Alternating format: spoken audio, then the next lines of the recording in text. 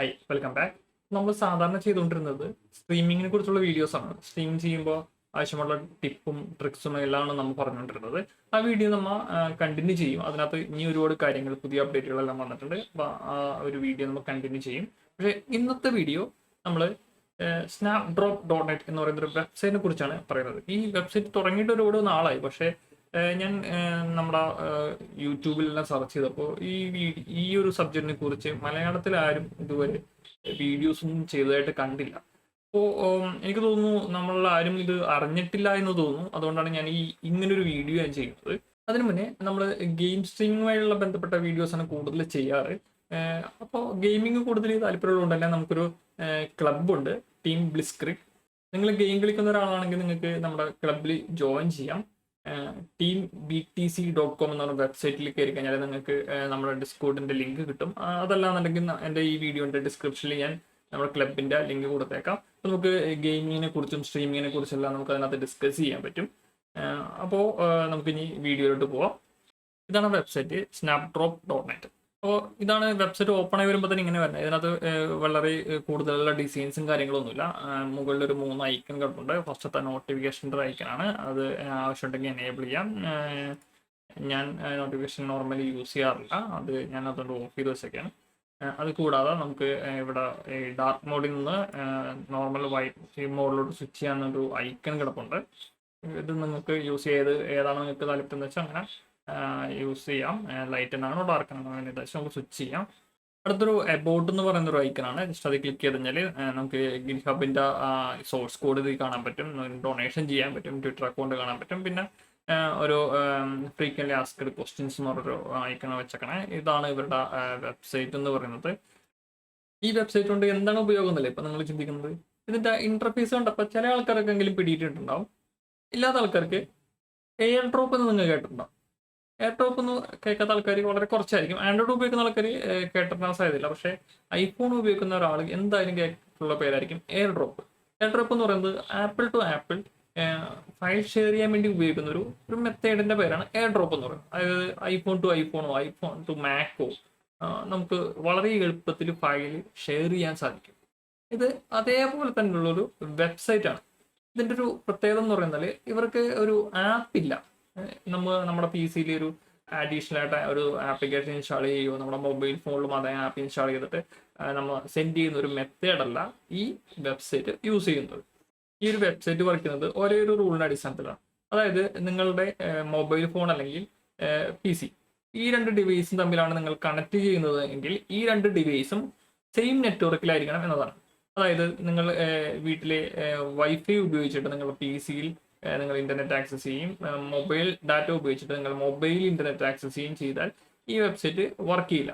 അപ്പോൾ നിങ്ങൾ ഒരേ നെറ്റ്വർക്കിൽ ആയാൽ മാത്രമേ ഈ വെബ്സൈറ്റ് വർക്ക് ചെയ്യൂ. പക്ഷേ ഈ വെബ്സൈറ്റ് വളരെ എളുപ്പത്തിൽ നിങ്ങൾക്ക് ഫയൽസ്, അതായത് വലിയ വലിയ ഫയലുകളല്ല, നമുക്ക് ഫോട്ടോ അല്ലെങ്കിൽ നിങ്ങൾക്ക് എന്തെങ്കിലും ഒരു വെബ്സൈറ്റിന്റെ ലിങ്കോ മറ്റോ നിങ്ങൾക്ക് നിങ്ങളുടെ വേറൊരു ഡിവൈസിലോട്ട് എടുക്കണമെന്നുണ്ടെങ്കിൽ നിങ്ങൾക്ക് ഈ ഒരു മെത്തേഡ് ഉപയോഗിച്ച് വളരെ എളുപ്പത്തിൽ ആക്സസ് ചെയ്യാം. അപ്പോൾ നമ്മുടെ വെബ്സൈറ്റ് ഓപ്പൺ ചെയ്യുമ്പോൾ ഇങ്ങനെയാണ് വരാം. ഇപ്പോൾ ഇവിടെ പറയുന്നുണ്ട് open Snapdrop on other device to send files. അപ്പോൾ ഇനി വേറൊരു ഡിവൈസിൽ ഈ ഒരു വെബ്സൈറ്റ് ഓപ്പൺ ചെയ്യണം. അപ്പോൾ ഞാൻ എൻ്റെ മൊബൈൽ ഫോണാണ് ഇതിന് ഉപയോഗിക്കാൻ പോകുന്നത്. അപ്പോൾ ഇവിടെ താഴത്തോട്ട് നോക്കുകയാണെങ്കിൽ നമുക്കിവിടെ ഒരു പേര് കാണിക്കുന്നുണ്ട്, you are known as green kingfisher. ഈ നെയിം റാൻഡം നെയിംസ് ആയിരിക്കും, റാൻഡം ആയിട്ടായിരിക്കും നെയിംസ് വരാം. ഞാനിപ്പോൾ എൻ്റെ മൊബൈൽ ഫോണിൽ ഇതൊന്നും നമുക്ക് ഓപ്പൺ ചെയ്യാം. ഞാൻ എൻ്റെ മൊബൈൽ ഫോണിൽ ഓപ്പൺ ആയിട്ടുണ്ട്. അപ്പോൾ ഓൾറെഡി ആ ഒരു പേര് എൻ്റെ മൊബൈൽ ഫോണിലൂടെ കാണിക്കുന്നുണ്ട്. ഗ്രീൻ കിങ് ഫിഷ് എന്ന പേര് ഇവിടെ കാണിക്കുന്നുണ്ട്. അതുപോലെ തന്നെ എൻ്റെ മൊബൈൽ ഫോണിന് കൊടുത്തിരിക്കുന്ന നെയിം ഇവിടെ കാണിച്ചു തന്നിട്ടുണ്ട്. അപ്പോൾ ഇതാണ് ആ നെയിം. നമുക്കിനി ഏതെങ്കിലും ഒരു ഫയൽ നോക്കി ഇതിനകത്തോട്ട് എങ്ങനെയാണ് സെൻഡ് ചെയ്യണം നോക്കാം. അതിന് മുന്നേ എനിക്ക് ഇപ്പോൾ ഈ ഒരു വെബ്സൈറ്റ്, ഇപ്പം ഞാൻ ഏതെങ്കിലും ഒരു വെബ്സൈറ്റ് കയറിയിട്ട് ഈ വെബ്സൈറ്റിൻ്റെ URL എനിക്ക് ഈ ഒരു ഡിവൈസിലോട്ട് കൊടുക്കണം.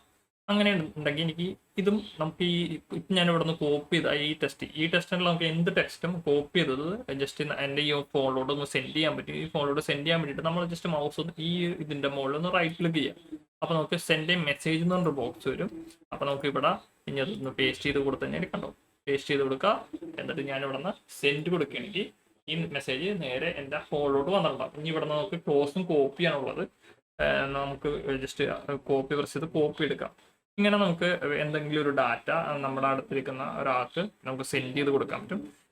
അതുപോലെ തന്നെ നമുക്കൊരു ഇമേജ് എങ്ങനെ സെൻഡ് ചെയ്യാൻ നോക്കാം. ഞാൻ ജസ്റ്റ് എൻ്റെ കയ്യിലൊരു ഇമേജ് എടുക്കാം. ഇതാണ് എൻ്റെ കയ്യിലിരിക്കുന്ന ഇമേജ്. നിങ്ങൾ ഈ ഇമേജ് ജസ്റ്റ് ഡ്രാഗ് ചെയ്തിട്ട് ഇവിടെ ഡ്രോപ്പ് ചെയ്താൽ മതി. നമ്മുടെ നെയിമിൻ്റെ അവിടെ ഡ്രോപ്പ് ചെയ്താൽ മതി. ഡ്രോപ്പ് ചെയ്ത് കഴിയുമ്പോൾ അത് ഇവിടെ ഇങ്ങനൊരു മെസ്സേജ് വന്നിട്ടുണ്ടാവും, സേവ് എന്ന് പറഞ്ഞിട്ട്. നമുക്ക് സേവ് എന്ന് പറഞ്ഞ ബട്ടൺ പ്രസ് ചെയ്യുക, ഡൗൺലോഡ് ബട്ടൺ ക്ലിക്ക് ചെയ്യുക. ഇപ്പം ഇത് ഡൗൺലോഡായി എൻ്റെ ഫോണിൽ വന്നത്. ഇതാണ് എൻ്റെ ഫോണിലോട്ട് വന്ന ഇമേജ്. ഈ ഒരു ഇമേജ് ഭയങ്കര ഫാസ്റ്റായിട്ട് വന്നു. ഇതിപ്പോൾ അധികം സൈസ് ഇല്ല, നിസ്സാര സൈസേ ഉള്ളൂ. പക്ഷേ എങ്കിലും നമുക്ക് നോർമൽ രീതിയിൽ ഇങ്ങനത്തെ ഒരു ഫയൽ സെൻഡ് ചെയ്യണമെങ്കിൽ നമ്മൾ USB എല്ലാം കണക്ട് ചെയ്തിട്ട് നമുക്ക് ഈ ഫയൽ സെൻഡ് ചെയ്യേണ്ടി വരും. മൊബൈൽ ഫോണിലും അങ്ങനെ തന്നെയാണ് നമുക്ക് സെൻഡ് ചെയ്യുക. നമുക്ക് ഇപ്പോൾ ഇതാണ് വന്നിരിക്കുന്ന, ഇതാണ് വെബ്സൈറ്റ് വന്നിരിക്കുന്നത്. അപ്പോൾ ഇതിനകത്ത് എൻ്റെ PC-യുടെ പേരിവിടെ കാണിക്കുന്നുണ്ട്. ഞാൻ ജസ്റ്റ് ഇതിനകത്തൊന്ന് ഒരു തവണ പ്രസ് ചെയ്ത് കഴിഞ്ഞാൽ നമുക്ക് ഇങ്ങനെ കുറച്ച് ഓപ്ഷൻസ് വരും. അതായത് ലൈബ്രറിയിൽ നിന്ന് ഫോട്ടോ എടുക്കണോ, ബ്രൗസ് ചെയ്യണോ, അങ്ങനെ ഓപ്ഷൻസ് ആണ്. ഇപ്പോൾ ഫോട്ടോ എടുക്കണമെങ്കിൽ നമുക്ക് ഫോട്ടോ ലൈബ്രറിയിൽ പോയി ഫോട്ടോ ചൂസ് ചെയ്യാൻ ഏതെങ്കിലും ഒരു ഫോട്ടോ ചൂസ് ചെയ്ത് കഴിഞ്ഞിട്ട് നമുക്ക് ജസ്റ്റ് ക്ലിക്ക് ചെയ്യാം. എന്നിട്ട് ആഡ് പറഞ്ഞു കഴിഞ്ഞാൽ നമുക്ക് ആ ഫോട്ടോ സെൻഡായി അത് ഇവിടെ ഈ ഒരു രീതിയിൽ വന്നിട്ടുണ്ടാവും.